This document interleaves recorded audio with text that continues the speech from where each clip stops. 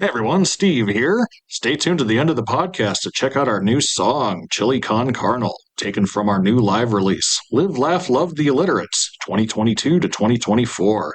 Now available on all sorts of streaming platforms and Bandcamp.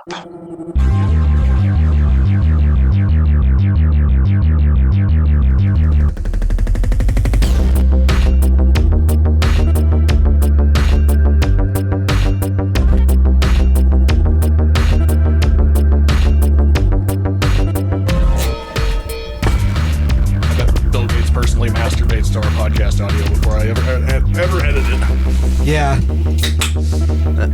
Would be young enough for him. He's not looking for romance, he just likes our music opinions. What music does Bill Gates like, anyway? I have no idea. Probably Bruce Springsteen. Probably just Bruce Springsteen. I really doubt it was his idea to hire Brian Eno to record the Windows sound. No, that was some nerdy engineer. Yeah.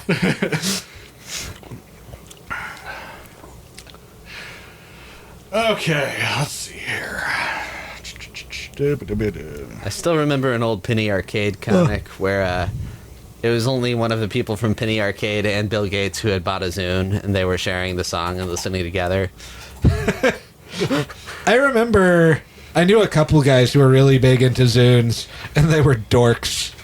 I actually had a Zune because one of my dorky friends convinced me to get one, and then when I got like one of the classic click wheel iPads or iPods to replace it like a few years later, I'm like, oh, the audio quality's better. Huh. I remember everyone made like the people who liked Zunes were making a big deal. Oh, you can listen to the radio on it. And I was like, the whole point of having one of these is I don't want to listen to the radio. I want to listen to my own shit. Yeah, it's a feature I would never take advantage of. Oh, do I want to hear Creed? The only thing I liked about it better is it showed the artwork. And I had like a later era one, not one of the original ones, but it showed the artwork in a bigger format. But yeah, I do think it is funny how like the way the iPod would present the artwork was it looked like a vinyl sleeve, even though, you know, you would often be listening to stuff that was never released on vinyl on it. Okay. Y'all ready? Yes. Sure. Y'all ready for this? Spirit fingers. All right. Welcome to Side 1, Side B with Dave and Steve. I'm Steve. And I'm helping. I'm Dave. And today we have a guest. Alex Cooper. I can't believe we got him. Well, it's Alex Cooper. Oh, okay. All right. So that's why we were able to get that on Fiverr. Okay, gotcha. No, but really, so we have Andrew from our band, The Alliterates. Welcome. Thank you. Glad to be here. How have you felt since we showed you Slipknot? Since I showed you Slipknot, since Dave wasn't really part of that. You know, that was a fun and interesting one. I enjoyed that one. It was an interesting episode. I have not listened to Slipknot at all since. Although, funny Slipknot story, tangentially, there was this is going to date when this was, but there's a metal festival recently that booked Kyle Rittenhouse as a feature. I don't know why you would book Kyle Rittenhouse for anything, because he sucks and is a murderer, but why you would book him for a music festival, because it's not like he's a musician. But the headliner dropped out, and so did like every other band involved, basically. And the new headliner is a Slipknot cover band. Not Slipknot, a Slipknot cover band. That's a good replacement. Yeah, I think booking Kyle Rittenhouse to your metal festival is the least metal thing ever, but ever since I've had to migrate back over to Facebook since I got banned from Reddit forever, just going through the metal groups, I'm like, oh my god, I remember why I don't hang out with metalheads anymore. Well, anyway, what do you guys know about prog music in general? Not prog metal, we'll get to that. Prog music, you know, I know and I like King Crimson, Pink Floyd, Rush, Jethro Tull. I think there's a lot of prog music that is kind of self-indulgent and meandering, but when it's done well, it's a lot of fun. Andrew, what about you? I mean, yeah, I've listened to a few things. I mean, we talk sometimes about Iron Butterfly in the band as well, and definitely progressive influences there. Certainly. I know Dave just listed a whole bunch of them off there. So Dave and I have had this conversation a bunch of times where we're both fans of glam rock, but not really glam metal. And that kind of goes for prog rock and prog metal as well. Just while we were getting ready for the podcast, we were talking about what kind of turns us off from a lot of the prog metal bands, and I think a lot of it is overindulgence. Yeah, like, because, there's, like, I like some Yes songs, but then there's some Yes songs that are overindulgent. I have never heard it, like, prog metal leans into just, like, what are you doing? Where are you going with this? Are you just showing off, or is this actually a part of the song that's meant to make you feel something? Because all I'm feeling is confused. Yeah, and at least that's been my experience. If any listener out there wants to recommend us a prog metal band that's, I don't know, restrained. Yeah. That's more focused on songwriting, maybe. Because my favorite prog is, like you said, Rush, or Pink Floyd, or Yes, or King Crimson. All of those. I'm a big fan of. So I really like prog rock, but when it comes to prog metal, I find myself kind of cold on it. So I also think, like, prog rock isn't really heavy, and I think trying to add heaviness to it kind of makes it drag. it can, because I'd say there's some moments on The Wall where Gilmore's playing reaches heavy metal territory, I'd say. Yeah. But it's just one ingredient. Yeah. And, like, I don't know, King Crimson can be heavy sometimes too, but it's not the only tool in their toolbox to some degree too, and also it's I think Pink Floyd and King Crimson, out of all the prog bands, are the best at knowing when to hold back too. Mm-hmm.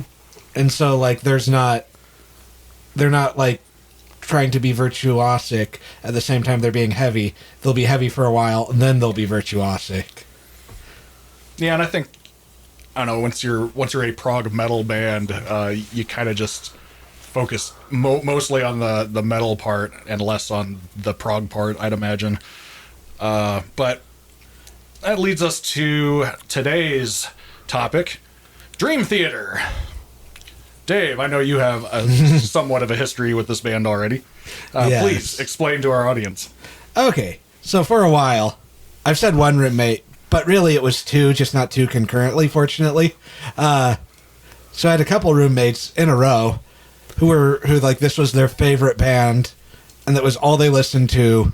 And every time they talked about what they liked in music, they liked it to be complex and hard to play, which to me is like, I don't know, saying like a novel isn't good unless it has big words because they're hard to type.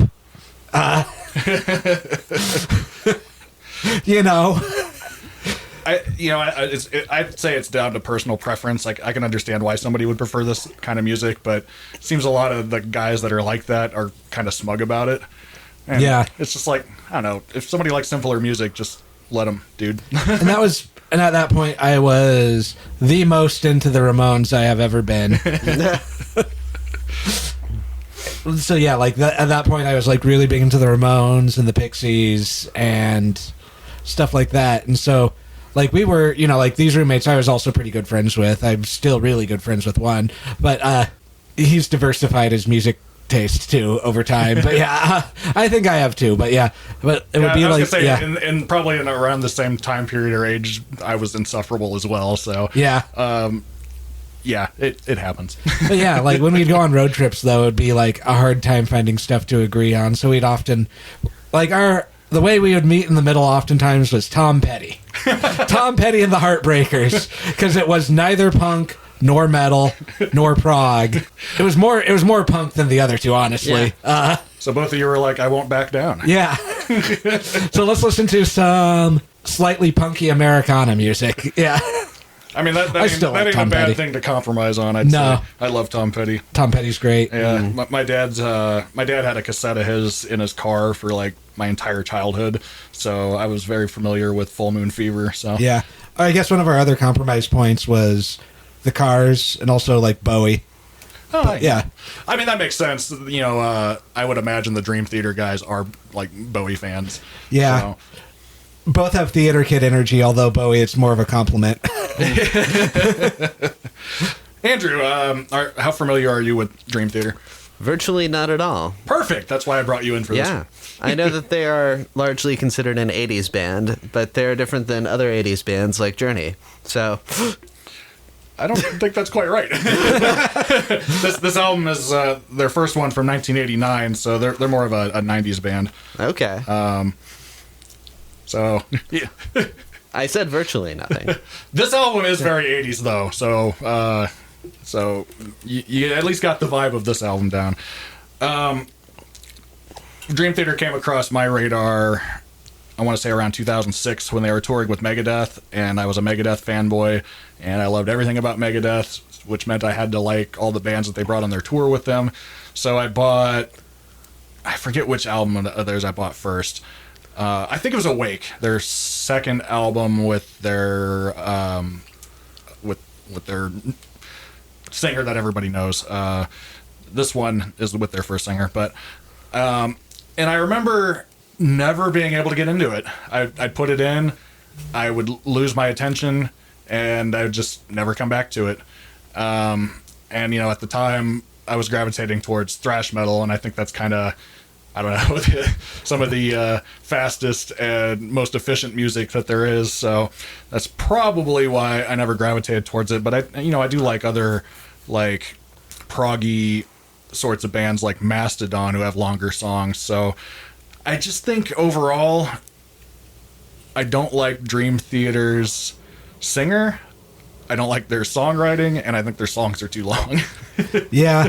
And I feel like, from what I remember of them, I feel like they were trying to take the blues out of metal and replace it with classical music, and that's such nerd shit. Yeah, that's what a lot of metal bands like them and a lot of bands in the power metal scene do. And, not for me, typically. So that's probably why every listener right now is probably going, well, why did I click on an episode about Dream Theater if none of you guys like Dream Theater? I like their first album with their original singer. At this time, I felt like the band was still a little restrained in their songwriting. I think Charlie Dominici, the singer on this one, is better than James LaBrie, and like they didn't think he was the right fit. Like Mike Portnoy described his vocals in this band as like, I don't know, having Billy Joel sing for Metallica, and I would listen to Billy Joel sing for Metallica. Yeah. well, I was like, well, that sounds intriguing. I'd listen to that.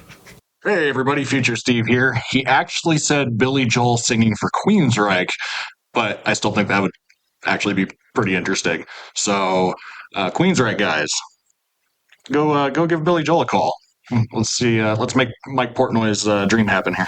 So, I think years later, I just wanted to get into Dream Theater for some reason, in some capacity. So I checked out their first album, because a lot of times I feel like a band's first album is almost like just, it's not the sound that the band wants to be, but it's the sound that the band is. And I think, or I don't know if that's a good way to put it, but it's not the sound that they want, but there was artistic compromise that I think sometimes makes it interesting. And then as bands develop, I think personalities end up taking over, so the songwriting changes. Some people get obsessed with certain visions, and sometimes that works out. I would say in Dream Theater's case, I feel like I would enjoy them more if they would have learned some restraint. But I mean, they got lots of fans, so why should they cater to me? But one more story about these roommates. They did both know each other.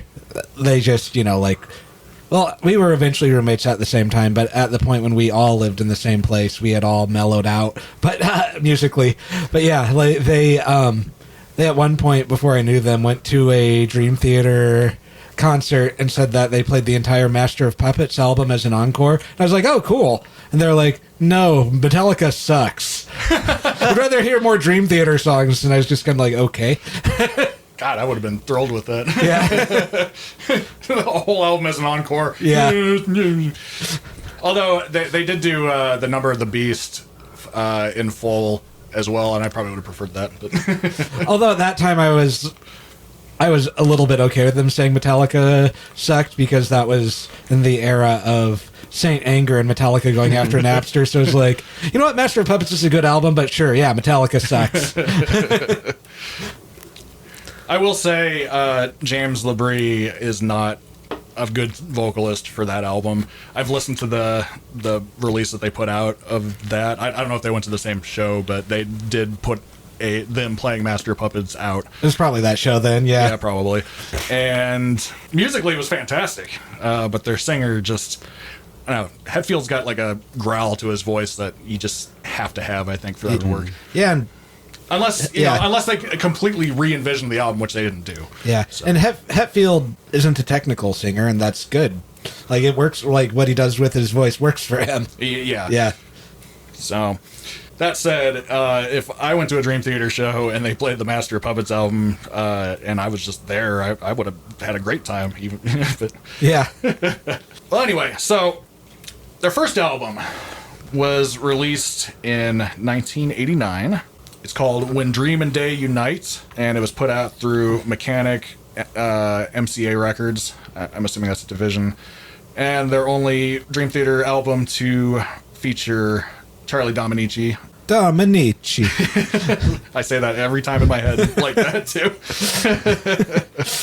So backstory, band was originally formed in 1985 by Berklee College of Music students, so that explains the lack of restraint. Under the name Majesty, which was inspired by Portnoy's commentary on the ending of Bastille Day, where he said it sounded majestic, which I agree. They eventually found Kevin Moore on keyboards, who's on this album, and who has a really interesting story. Like, he basically ghosted the band, and they're sad about it. They're like, I don't know why he doesn't talk to us. We invite him to things, he doesn't come. He just doesn't like you guys, I guess. Or he just moved on from that. My old roommates were, like, butthurt about that, too. It was great. Well, and what's funny is on Awake, they recorded a song called Space Dyed Vest, which sounds nothing like the rest of the album. And back in the day, I never got to it because I didn't have the attention span for that album. But when I listened to it more recently, after we talked about that story, I went, this is the best song on the album. And it was written by their keyboard player. And they were all mad that it was on the album because he quit, like, right after that. And he's like, well, if I knew he was going to quit, I wouldn't have put it on the album. And it's like, but it's like one of your guys' best songs. But yeah, on this album we got 8 songs. We mentioned before how Dream Theater songs are way too long, and the longest one on here is 8 minutes and 41 seconds, so a little less than normal, because I think they have some like 10 to 15 minute songs. And while we were waiting for Andrew to show up, we put on their first album with their next singer, and we were just like bullshitting, and then we like looked up and we're like, is this song still going? Yeah. Although all the songs are long. Like, the shortest song is 4 minutes 17, and that is the only one that's less than 5. So, like, these are all long songs. Yeah, but I will say, I feel like they use the space well, but I guess we'll see how I feel after I'm actually sitting here listening to it actively rather than, passively like I usually do. So the lineup on this one is, we already mentioned Charlie on vocals, John Petrucci on guitar, Kevin Moore on keyboards, Mike Portnoy on drums, and John Myung on bass. And 3 of those guys are in the band today. The keyboardist, we mentioned the funny drama there, and Charlie unfortunately passed away recently, rest in peace. He put out 3 awesome solo albums at one point, so if you're a fan of this album and you want more of his vocals, go check those out. They're under his name, Dominici. Album was produced by Terry Date, who's done all sorts of things. I'll turn this over to Andrew to analyze the artwork. All right. Kind of, some of the photos remind me of glamour shots in the mall for some reason. But it looks like there's a guy holding up his arm. You can see some armpit hair. And he's being branded under the armpit by... That's their logo. Oh, okay. By their logo. Okay. That's good. I was worried it was like an iron cross or something. So. No, we're not reviewing Sabaton. I was worried Dream Theater was actually a Nazi band. I don't know a lot about them, but that would have surprised me. Someday we probably will do a Burzum album just so we can make fun of his politics. Yeah, kind of have to. I think if it was a Nazi band, we would have mentioned it a while ago. No, we're going to do the Iced Earth album for Election Day. Yeah. Yeah, the photo of the band definitely looks like a mall glamour shot. It would not have surprised me if they went there for that, honestly. Yeah, a lot of blue and purple. Blurple, yeah. Color's kind of washed out, but I think that might just be this particular case, not a design choice. Maybe. I'm not sure. I've had that CD for a long time. It's a guy getting branded, and I don't know why or what it means, so. Well, there you go. Up on the screen, I put when they re-recorded it for their bootleg, they called it One Dream and Day Reunite. They changed the branding to holding a cake in front of the guy, which I think is actually pretty funny. That is pretty funny. Yeah.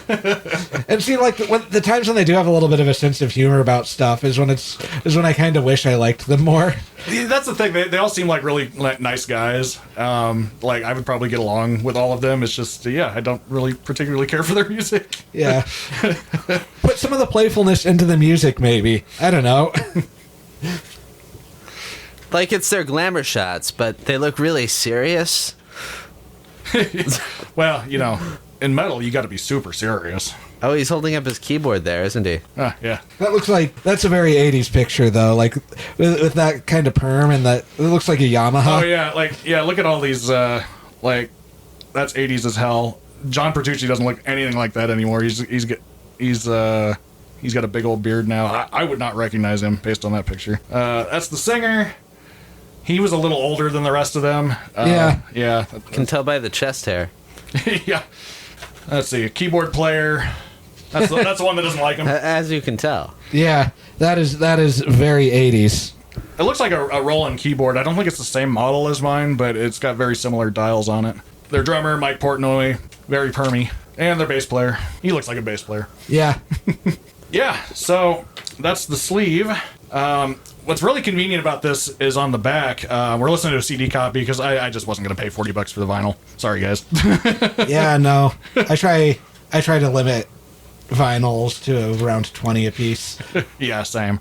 But on the back, they're labeled side 1, side 2. So on side 1, we got A Fortune in Lies, Status Seeker, The Utes Jam, and The Killing Hand.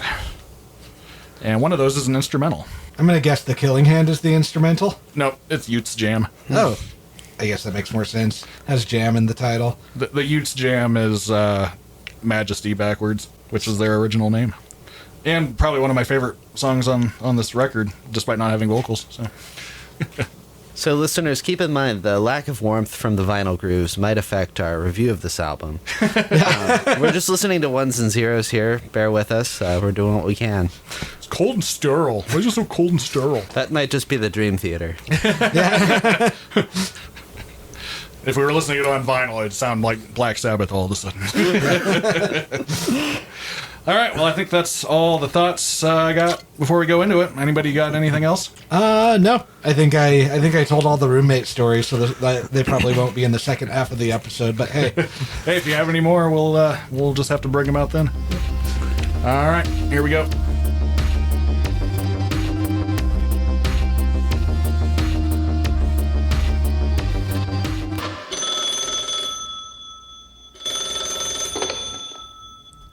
Sean, old buddy, how's it going? Steve, I'm going to have to call you back. I'm polishing my rods. Well, I'll definitely have to let you get back to that. But first, I just wanted to let you know that our band, The Alliterates, has a new release out called Live, Laugh, Love. The Alliterates, 2022 to 2024. Now available on Bandcamp. Okay, love ya. Bye.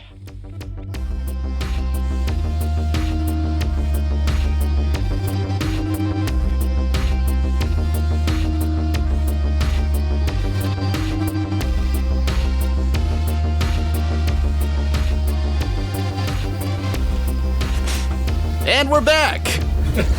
Oh, thanks. Now I don't have to do it. All right, guys, what'd you think? It was okay. I actually had a lot of fun listening to it, so. I figured Andrew would be the one that enjoys this more than Dave. But that said, I think you probably enjoy this more than some of the other stuff you've heard from the band. Yeah, there were... I enjoyed parts of every song, and then it kept going. Yeah, that's kind of... I think they did a better job reining in their songwriting on this one than they do on their later albums. But that said, I mean, you know, there were a couple false endings in the Utes Jam that we were just like, is this the same song? Yeah. I compared it to Peter Jackson's Return of the King. Extended cut. I'm particularly interested in what your opinion of their keyboard player is, though. I thought it was pretty interesting. It was a lot of that kind of like late 80s power ballad type of sounds. It was much more playing the keys than playing the knobs, for sure. He approached it, to me it sounded like he was approaching it more like a piano than a synthesizer. I'm curious, though, because on the second side, there's two where he's the primary songwriter, so I'm wondering if he's going to step out more on that one. Yeah. I say as I haven't listened to this album a few times, but I tend to listen to... This is one of those that is more of a entire piece for me. I just put it on and don't really pay attention to the song or the songs as a whole. So in a lot of ways, it's kind of like I'm listening to this for the first time since I'm listening to it critically. Well, we'll talk more about him on the next one, but let's start with the opening song, A Fortune in Lies. There's some, like, I really liked how it started at a good, strong ending.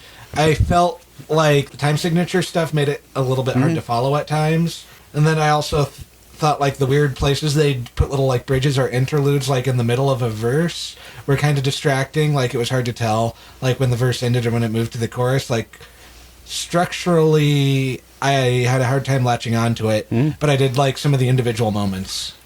I thought this time signature change stuff was jarring, but I'm not sure if it was the time signature or just the way he played it, because later on in the song, their drummer changed up a bit how he was playing, and I think I enjoyed the way they were doing that part during that moment rather earlier on in the song, where it just kind of sounded kind of clunky to me. Yeah, it seemed like some of the time signature changes seemed kind of like abrupt. I'm sure it took a long time to rehearse that to get to know exactly when to do it, but as a listener, I just felt it was like jarring. Yeah, I agree For the with that. purpose of being jarring. Yeah. Status Seeker. I was expecting the lyrics to be a lot more petty and bitchy than they were. Yeah, I was expecting something more akin to, I don't know, like a John Shaver or something. Yeah. Some cheesy ass shit like that. But I was trying to figure out what the lyrics on this one are about, and I think it was kind of about somebody that can be paid off to change their mind, I think, because it says, you draw the bottom line with a $sign, change of opinion at the drop of a dime. So, I don't know, I feel like you can apply that to, I don't know, like a corrupt politician or, I don't know, like a businessman or something like that. Or like a pundit. Yeah. Oh, yeah. Like, maybe that song's about Tucker Carlson. Yeah. Dream Theater ahead of their time. Yeah. Yeah. John will be in shambles, you know. The beginning of it, though, sounded like the beginning of like a educational video, I think Andrew said. Yeah. And so like my thought was the industrial arts and you. Yeah, definitely had that infomercial vibe, kind of like the Diano album. Yeah, overall, I thought 80s as fuck. Yeah, Oh, yeah. kind of power ballad type, yeah. I like the range that their singer demonstrated on it. I thought he went in a few different directions, and I appreciated how hooky the chorus was. But my only criticism is the lyrics were kind of clunky in certain spots. Yeah, was this? Did they do any singles off this album? Was there like any attempt for like commercial radio airplay? This one seemed like the single off the album. Doesn't look like it. Well, maybe they wanted to do one song as a single because it was not only the shortest, but it was the one that had like hooks you could latch onto and follow. And Oh wait, no. They also produced 2 promotional singles: "Status Seeker" and "Afterlife." Is "Afterlife" on the other side? Yes. Okay. So yeah, I think you're right. Kind of on a related note, before I forget, they actually did produce a CD version of Master of Puppets and some live versions as well. So, Steve, if you're looking to listen to Dream Theater, do that. Just saying, it's out there. Oh, I've listened to it. I've listened to their Master of Puppets release and their Number of the Beast release. They did a better job on Number of the Beast because I think their sound translates to Iron Maiden a little better than it does to Metallica. Sure. yeah, this isn't the vomit on a jean jacket kind of metal. Next song, the Utes Jam. This one started out as my favorite. I kind of lost interest halfway through, but like started as my favorite on it. I liked how much it chugged.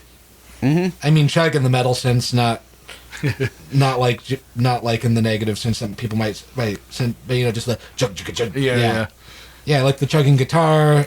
I liked kind of the more atmospheric minimalist keyboard playing that was through a lot of it, although the keyboard solo did rip. But yeah, I kind of liked, like the keyboard doing, I don't know, kind of like the angelic choir type thing. Yeah. Even though it wasn't like a vocal digital keyboard patch type of thing. But yeah, it was pretty cool for the most part. It really did lose me, though, when it did the 3 false endings in a row, and then there was a minute of song left after that. Yeah, I got up at one point and looked at the indicator, like, is this a different song? And I think, after the false ending, it went into a section that I thought was kind of weak, and then it went back to the really cool, main riff. I thought they should have ended it after the second false ending. Yeah. And then they did they ended the song with one playthrough of the false ending riff. In terms of just sound in general, it's a really big fat sound that works really well with the chugging guitar style, and then atmospheric keyboards over the top and fuzzy bass licks as well. Yeah, it's nice. Yeah, it sounded like more than 4 people playing. Mm-hmm. Yeah, which I don't know how really much does. How much is overdubs, but yeah. Which everyone does overdubs, nothing wrong with doing overdubs. But yeah, it did really sound really big and full. Yeah, and this is, I think they still play this one to this day. One thing I will say about it, and I'll say about the album in whole, of the album as a whole, is I think the guitar on this one sounds a lot more raw than it does on its next on their next release, because we were listening to the first song from Images and Words called their only single their only hit, Pull Me Under, and I don't know, it had a chunky guitar, but it just didn't seem to have like the oomph that it does on this release. Mm-hmm. But the guitar on this one, I thought it was really hooky, and it contributed to being a pretty fun jam, I'd say. And there's often a lot of rawness to that post Van Halen shredding and tapping metal stuff. And this had that. Yeah. Mm-hmm. Yeah. Sometimes there isn't, but I also feel like in the jam, the playfulness came through more. Mm-hmm. Yeah. Yeah. I think all these guys are kind of silly, goofy guys in their private life, but yeah, it doesn't always come through in their music. Yeah, I think they should be more goofy with their music, what if they did a ska album? Highly technical, prog metal ska. Late period Oingo Boingo or something. I think I can see Mike Portnoy actually getting down with that. Yeah.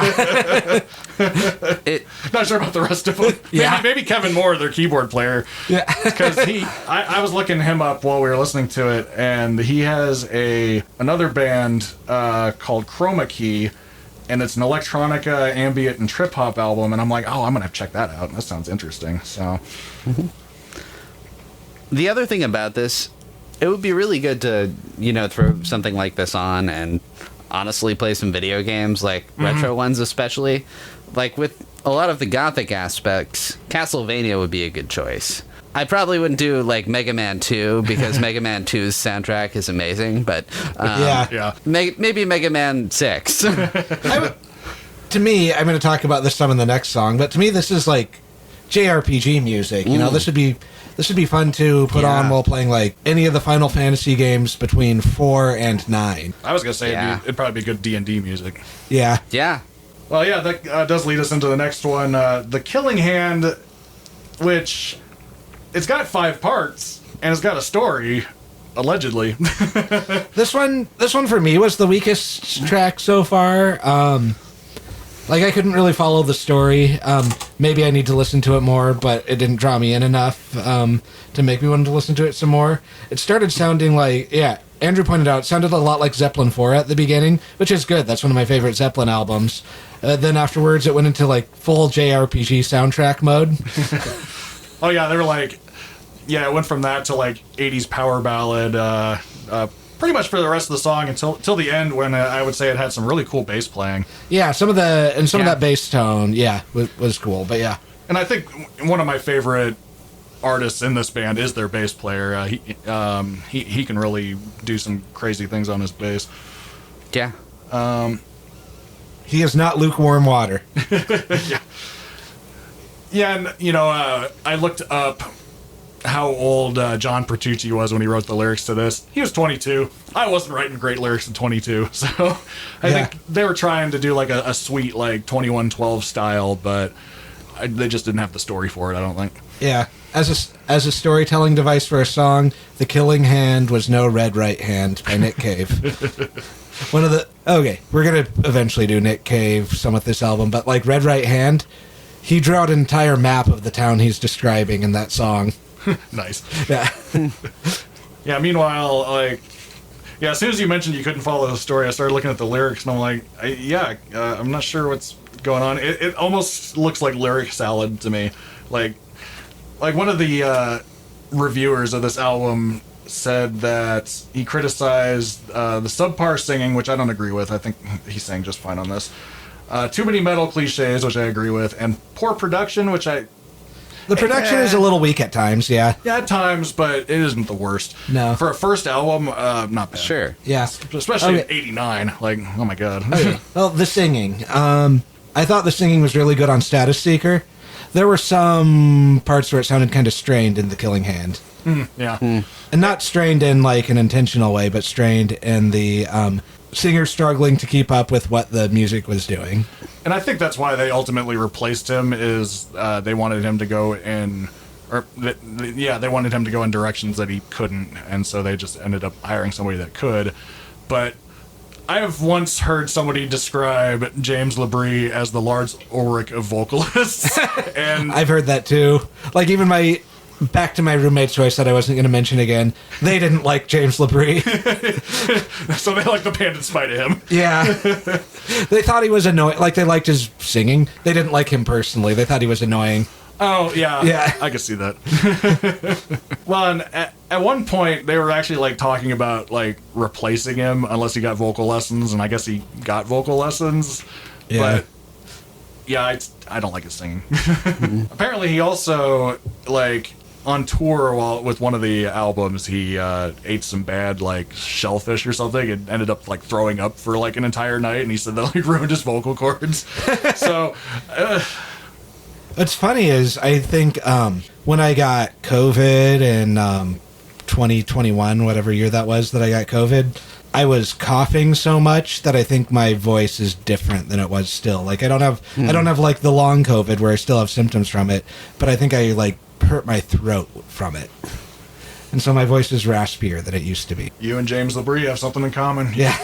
you shall get together and I don't know, touch ends. Yeah.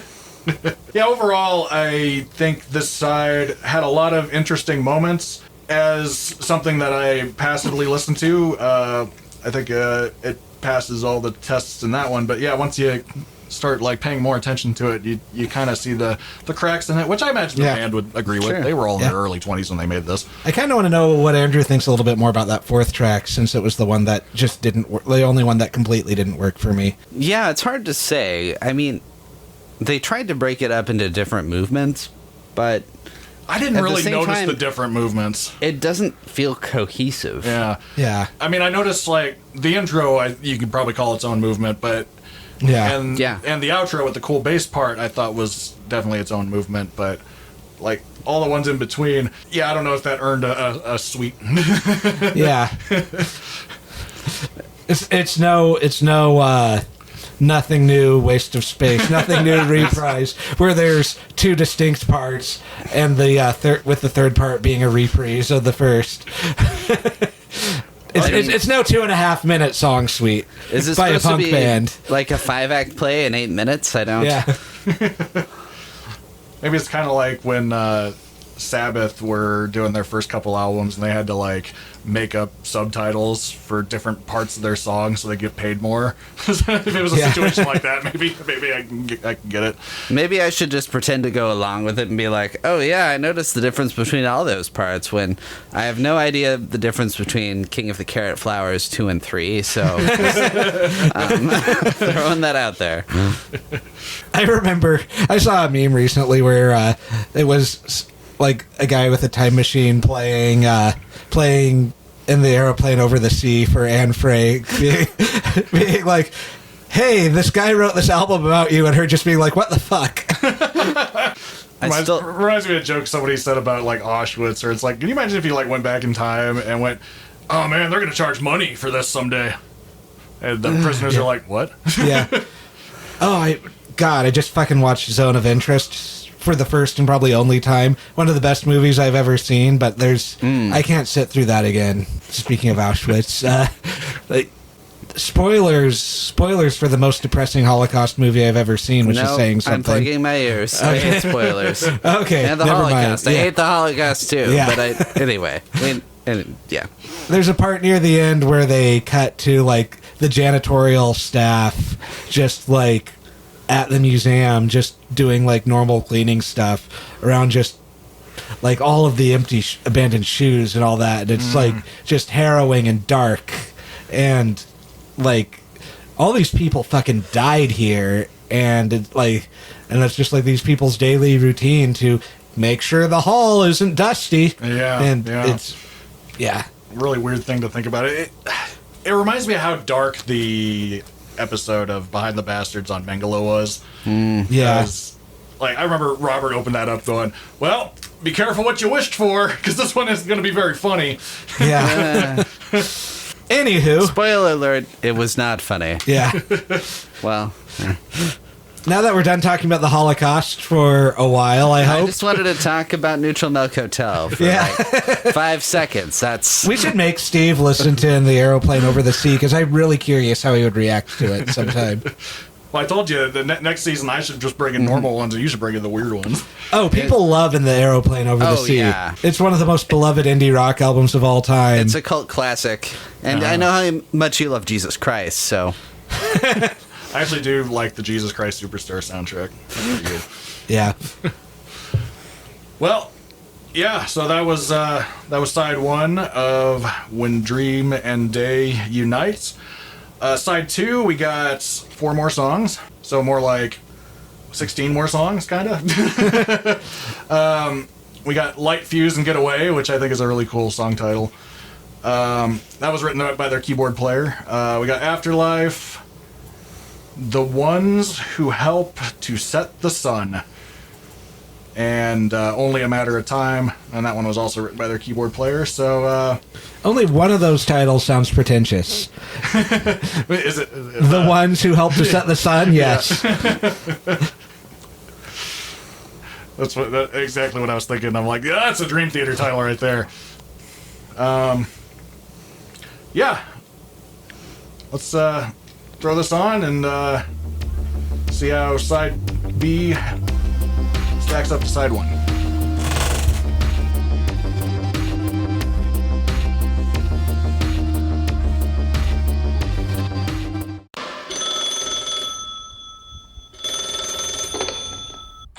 Hello? Andrew! Steve, the restraining order. Oh, that expired last week. Anyway, I just wanted to let you know we have a new live release out called Live, Laugh, Love, The Alliterates, 2022 to 2024, now on our Bandcamp page, thealliterates.bandcamp.com. Go check it out. Okay. I need to call my lawyer. Bye.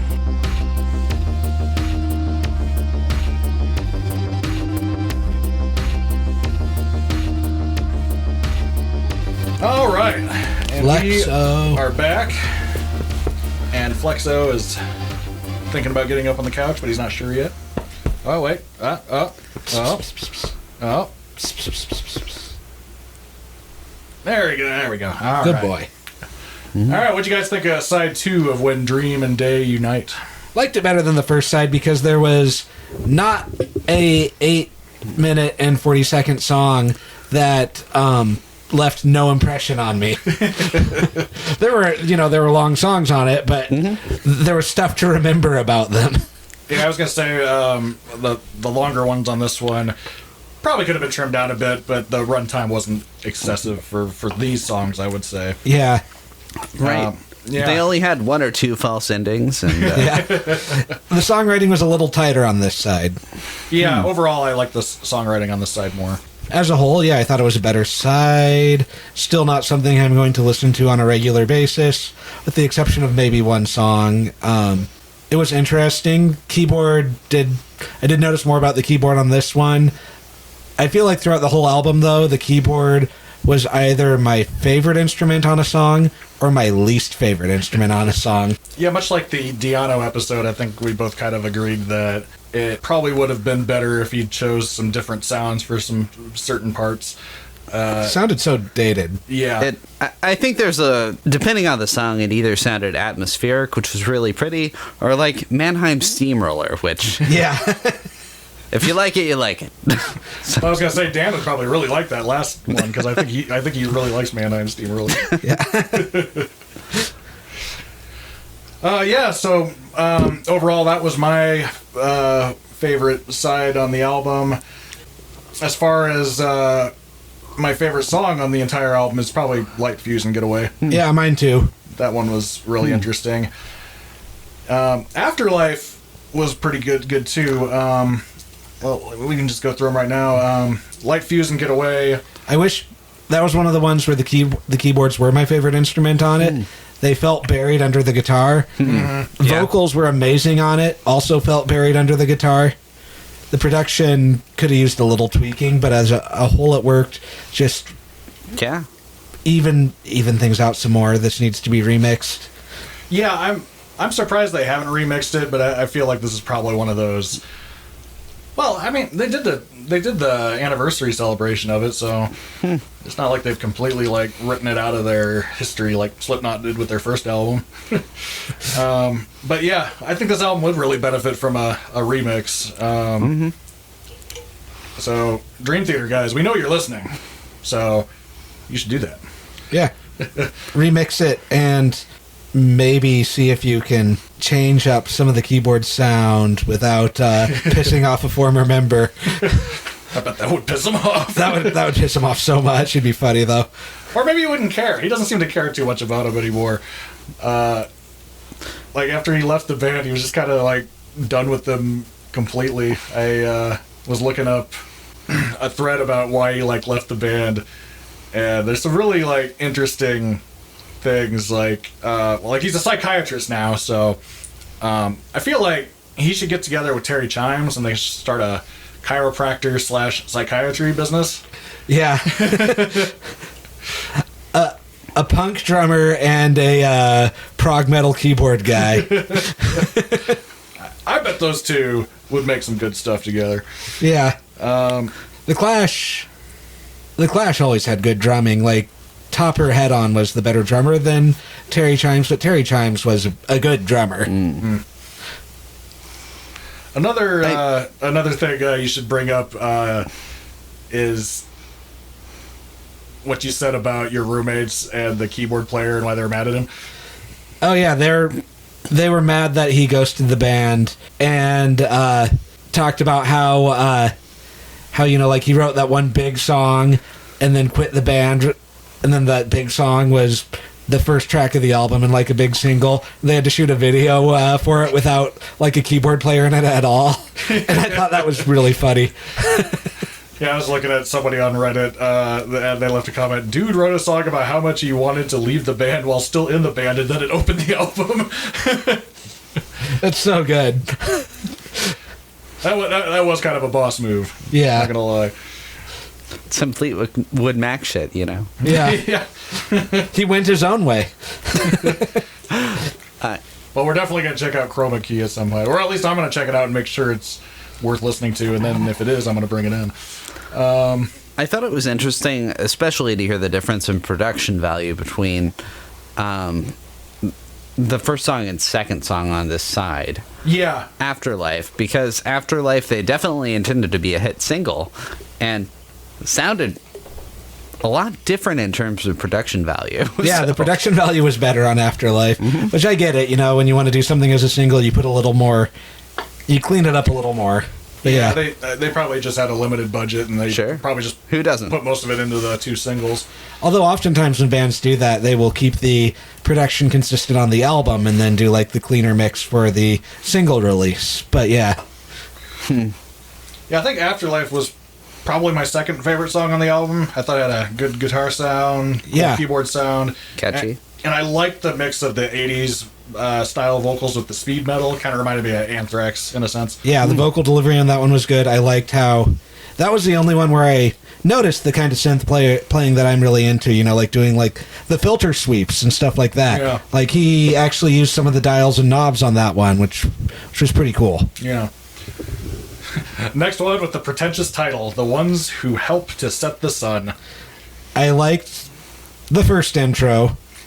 I liked the second intro. The actual song was okay until it kept going. Yeah, I remember we've had first intro, but what about second intro? First intro was cool. It was like kind of like a detuned synth, plucked bass, atmospheric instrumental piece, and it was really cool. It's the kind of stuff I normally listen to a lot from non-prog metal bands. And then from there, it kind of transitioned into something that sounded like a John Carpenter movie score, also something I listened to. You know, it was good. Then the actual song started. And it was like, okay, this is just standard prog metal. This is fine. Chugged along. Chugged along. And it kept going. Kept going. Yep. Kept going. Kept going. And you know, the thing is, I remember the two intros more than the body of the song. Yeah.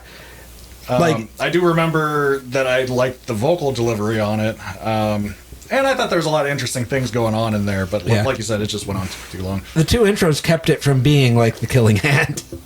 Yeah. It made the song more memorable than it would have otherwise been.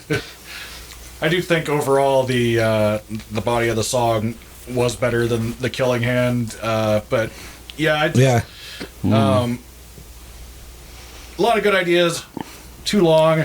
Something that I feel like has plagued them their entire career. So, you know, that's not something that they apparently agree with us on.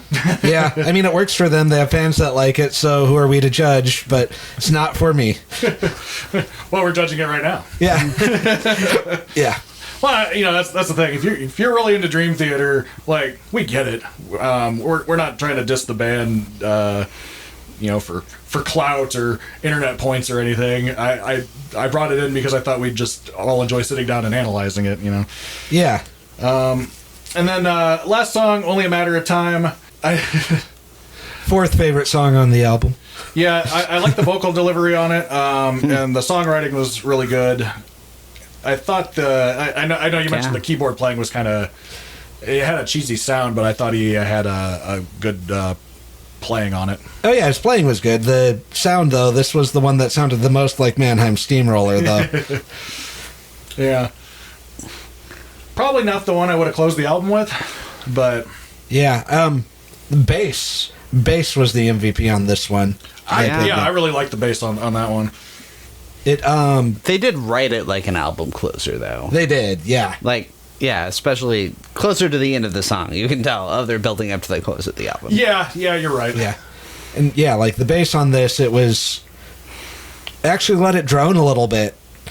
Like one of the things with prog metal for me is sometimes it doesn't let things breathe, especially in the rhythm section. Yeah. Hence all the unnecessary like blast beats throughout the whole thing on the drums. But you don't, just because you can do double bass drums doesn't mean you should.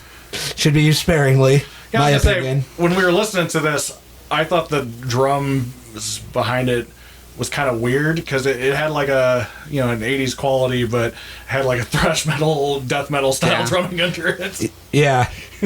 No, like to me, blast beats when they're overused just sound like a typewriter. Yeah. But yeah, like the bass guitar though is like really cool, really kind of drony, kind of like had maybe it was a chorus effect or something on it, but it kind of sounded like a yeah. Yeah. Yeah, overall, I liked all of the songs on that side. As far as the entire album, the 2 8-minute songs I could live without, but the rest of the album I thought was really good. Reminds me a lot of classic Queensryche, especially like the Operation Mindcrime era, which I'm going to bring in at some point, which I think you'll like that one because it's a lot of this style, but they were much more restrained in their songwriting. And it has a story about somebody who wants to overthrow the government, so that's pretty cool. By committing mind crimes. Yes. Andrew, what'd you think of the whole album? I really liked listening to it, so it probably wouldn't have been like something I actively like went to look for, and I haven't really listened to a lot of Dream Theater, but I should throw some on sometime. You can throw on their greatest hit album and 21 other pretty cool songs. And see, Again, that's another where they have a sense of humor about themselves that I really like. I was gonna say, hey, do they have a greatest hits album? They do, yeah. Okay. Yeah, it's called Greatest Hit and 21 other pretty cool songs. Okay, I kind the of kind figured of them joke- more as like yeah. a concept album, Yeah. That's the kind of joke that like a punk band would make. Yeah. Yeah, and their music I think is really serious, but they don't seem to be like super serious guys. Well, maybe their singer kind of is, but Yeah. Yeah, I would definitely have a beer with them, unless they're sober, and then I would have a non-alcoholic beverage with them. yeah, I think actually Mike Portnoy was an alcoholic, and one of his contributions to Dream Theater was on a bunch of albums. There was something called the 12-Step Suite, which he wants to play live with them at some point, which I didn't think he was going to get to, but he's back in the band again. All right. But yeah, so I know that's not an album you'll probably listen to, but I got the sense that you enjoyed sitting down and listening to it, though. Yeah, this is a good way to listen to it with friends and to talk about what worked, what didn't, and just to kind of sit down and analyze. We kind of did this before with the Slipknot episode. Do you think they could have continued with this vocalist? They definitely could have continued with this vocalist. He did a good job. Yeah. He wasn't the original Slipknot vocalist. You could hear like some weaknesses in his delivery that, other than like me saying that he sounded strained on one song that I didn't like anyway. I thought he did a good job.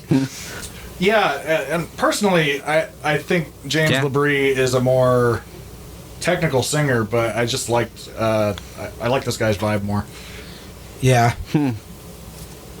Any final thoughts from you, Andrew? No, I thought it was a interesting album. Covered. Yeah. Sweet. Well, we probably won't do another Dream Theater album. So a good thing we got all the roommate stories out. But we might try to get one of your old roommates to listen to the Trip Hop album that Kevin Moore did if I deem that one to be good. So we'll see. We'll see. my best stories that involve both those roommates don't have much to do with music anyway. So, for example, one time we were driving down the interstate during rush hour when we were going to go to a Renaissance fair, and we were running late, and we were planning on going out of town, and we were picking people up and all that, and we were kind of boxed in on either side, car to the left, car to the right. car in front of us hit a tire chunk in the road. The tire came flying at us. We couldn't swerve out of the way. Boxed in. It hit the windshield. The whole windshield spider-webbed. Dang. The tire chunk was like right in front of my face. It bounced off the car, and then I reached up, I touched the glass, and could feel like it poking, like pointing back along the cracks. And I realized that if it had hit a little harder, that tire would have landed in my lap. Then we just looked at each other and started laughing, because what else are you going to do at that point? Yeah. Well, you almost had an experience with the killing hand. Yeah. And maybe it's like Final Destination, and it's only a matter of time until you go to the afterlife. Although I'd say you've gotten away with it for a while now. Yeah, it's been a while. Like, I would say that if death has lit in the fuse and ran away, it's a pretty long fuse. Well, he's busy helping to set the sun. Just making a fortune in lies. Well, he's a status seeker. I don't know how to fit Utes Jam into that, so... Majesty backwards. All right, the end. Join the Navy. Catch you on the flip side. Thanks for tuning in to the end of the podcast. Now check out our song Chili Con Carnal from Live, Laugh, Love the Alliterates 2022 to 2024. Now available on Spotify, Apple Music, Amazon Music, Tidal, Deezer, Bandcamp, and more.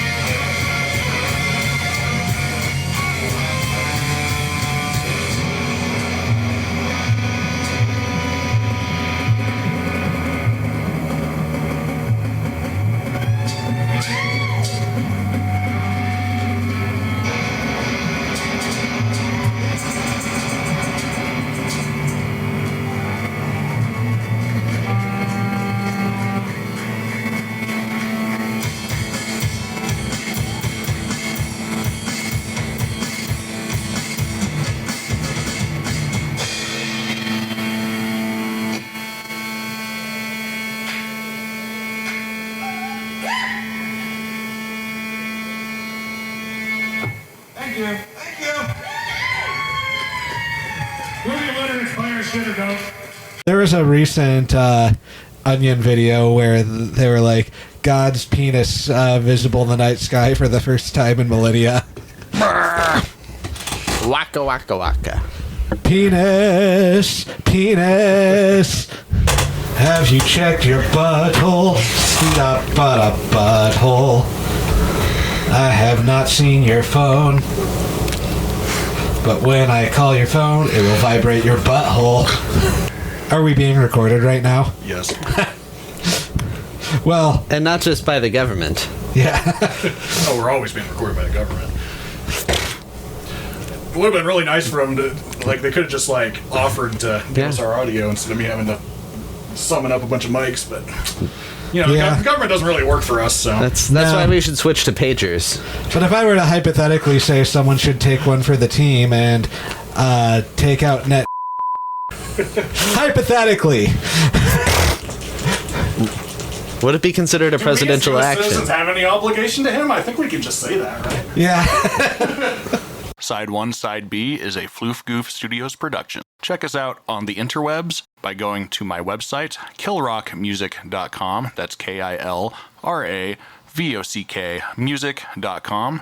And there's a tab for Side 1, Side B.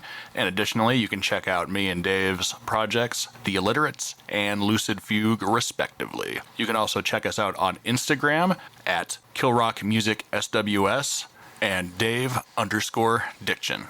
Thank you. Waka waka. Suck it. What's